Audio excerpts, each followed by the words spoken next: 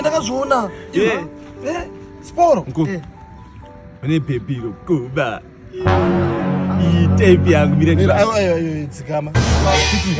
uona tape mabheba aya anoda inini ndine motikari kaiboisa zvimota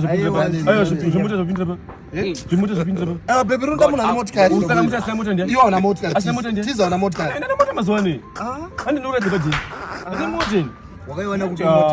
ndikuita zvino saka handi buruka tiza una motikari sporo tikaona sina motikari da kukwatura sporo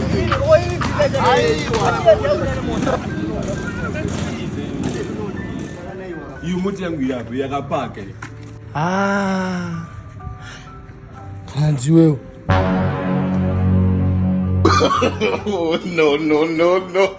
yonoraisa muoko handakudza ndokurovera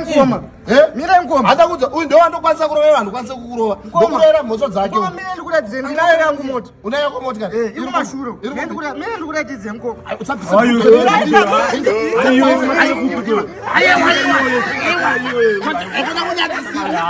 tiri pakamera ikona kunyadzisira